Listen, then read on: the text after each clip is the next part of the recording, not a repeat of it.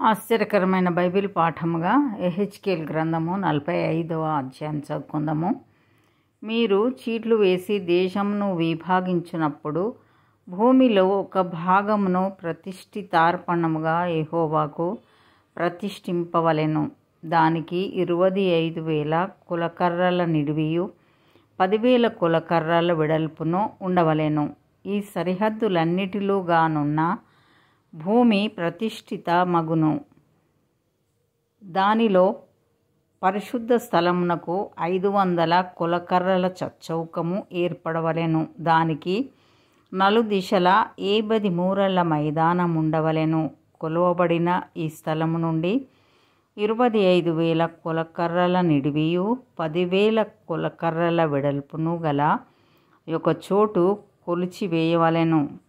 అందులో మహాపరిశుద్ధ స్థలముగా ఉన్న పరిశుద్ధ స్థలముండును. యెహోవాకు పరిచర్య చేయుటకై ఆయన సన్నిధికి వచ్చి పరిచర్య చేయుచున్న యాజకులకు ఏర్పాటైన ఆ భూమి ప్రతిష్ఠిత స్థలముగా ఎంచబడును. అది వారి ఇండ్లకు నివేశమై పరిశుద్ధ స్థలమునకు ప్రతిష్ఠితముగా ఉండును. మందిరములో పరిచర్య చేయుచున్న లేవీయులు ఇండ్లు కట్టుకొని నివసించునట్లు 25,000 కులకర్రల నిడివియు 10,000 కులకర్రల వెడల్పును గల ఒక ప్రదేశమును వారికి స్వాస్థ్యముగా 20 గదులను ఏర్పాటు చేయవలెను. మరియు పట్టణమునకై 5,000 కులకర్రల వెడల్పును 25,000 కులకర్రల నిడివియు గల ఒక ప్రదేశము ఏర్పాటు చేయవలెను. అది ప్రతిష్ఠితమగు భాగమునకు సరిగా ఉండవలెను. ఇశ్రాయేలీయులకందరికీ అది స్వాస్థ్యముగా ఉండును. మరియు ప్రతిష్ఠిత భాగమునకును పట్టణమునకై ఏర్పడిన ప్రదేశమునకును ఎదురుగా వాటికి పడమటగాను తూర్పుగాను ప్రతిష్ఠిత భాగమునకును పట్టణమునకై ఏర్పడిన దేశమునకును ఇరుప్రక్కల అధిపతికి భూమి నేర్పాటు చేయవలెను. పడమటి నుండి తూర్పు వరకు దాని కొలువగా అది ఒక గోత్రస్థానమునకు సరిపడు నిడివి గలదై ఉండవలెను. అధిపతి ఇక నా జనులను బాధింపక వారి గోత్రములను బట్టి భూమి అంతయు ఇశ్రాయేలీయులకు నియమించునట్లు అది ఇశ్రాయేలీయులలో అతనికి భూస్వాస్థ్యముగా ఉండును. మరియు యెహోవా ఈ మాట సెలవిచ్చుచున్నాడు: ఇశ్రాయేలీయుల అధిపతులారా, మీరు జరిగించిన బలాత్కారమును దోచుకొనిన దోపును చాలును. అలాగు చేయుట మాని నా జనుల సొమ్మును అపహరింపక నీతి న్యాయములను అనుసరించి నడుచుకొనుడి. ఇదే ప్రభువగు యెహోవా వాక్కు. ఖరా త్రాసులను ఖరా పడిని ఖరా తూమును ఒక్కటే పడియు ఒక్కటే తూమును మీరుంచుకొనవలెను. తూము పందుములో 10వ పాలు పట్టునదై ఉండవలెను. పందుము మీకు పరిమాణముగా నుండవలెను. తులం ఒకటింటికి 20 చిన్నముల ఎత్తును, 60 సే ఒకటింటికి 20 తులముల ఎత్తును, 25 తులముల ఎత్తును, 15 తులముల ఎత్తును ఉండవలెను. ప్రతిష్ఠితార్పణలు ఈ ప్రకారముగా చెల్లింపవలెను. 180 పళ్ళ గోధుమలలో 3 పళ్ళ వంతునను, 180 పళ్ళ యవలలో 3 పళ్ళ వంతునను చెల్లింపవలెను. తైలము చెల్లించునదెట్లనగా 180 పళ్ళ నూనెలో పడియు 30 వంతున చెల్లింపవలెను. తూము 180 పళ్ళు పట్టునదగును.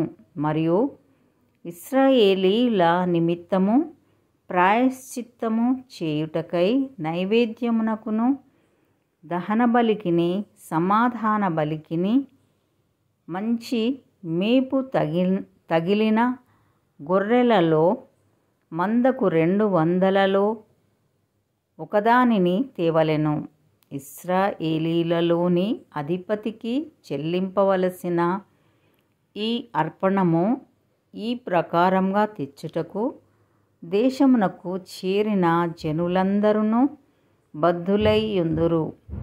పండుగలలోనూ అమావాస్య దినములలోనూ విశ్రాంతి దినములలోనూ ఇశ్రాయేలీయులు కూడుకొను నియామక కాలములలోనూ వాడబడు దహన బలులను నైవేద్యములను పానార్పణములను సరిచూచుట అధిపతి భారము.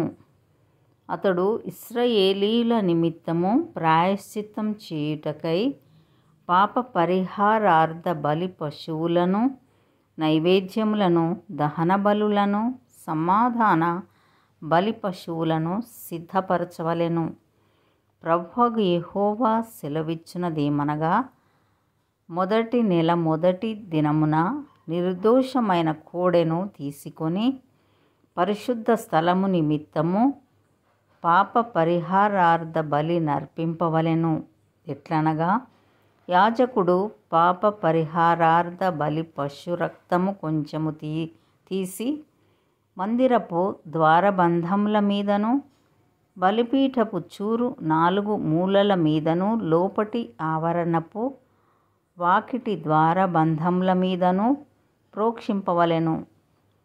తెలియక తప్పిపోయిన వారిని విడిపించునట్లుగా మందిరమునకు ప్రాయశ్చిత్తము చేయుటకై నెల 7వ దినమందు అలాగు చేయవలెను. మొదటి నెల 14వ దినమున పస్కా పండుగ ఆచరింపవలెను. 7 దినములు దానినాచరింపవలెను. అందులో పులియని ఆహారము తినవలెను. ఆ దినమున అధిపతి తనకును దేశమునకు చేరిన జనులందరికీ పాప పరిహారార్థ బలిగా ఒక ఎద్దును అర్పింపవలెను. మరియు 7 దినములు అతడు నిర్దోషమైన 7 ఎడ్లను 7 పొట్టేళ్లను తీసుకొని దినమొకటింటికి ఒక ఎద్దును ఒక పొట్టేలును దహనబలిగా యెహోవాకు అర్పింపవలెను. మరియు అనుదినము ఒక్కొక్క మేకపిల్లను పాప పరిహారార్థ బలిగా అర్పింపవలెను. మరియు ఎద్దొకటింటికిని పొట్టేలొకటింటికిని తూము పిండి పట్టినదై నైవేద్యము చేయవలెను. తూము ఒకటింటికి 3 పళ్ళ నూనె ఉండవలెను. మరియు 7వ నెల 15వ దినమున పండుగ జరుగుచుండగా యాజకుడు 7 దినములు పండుగ ఆచరించుచు పాప పరిహారార్థ బలి విషయములోను దహన బలి విషయములోను నైవేద్య విషయములోను నూనె విషయములోను ఆ ప్రకారముగానే చేయవలెను. ఇంతటితో ఈ దినం కొరకైన బైబిల్ పాఠము సరి.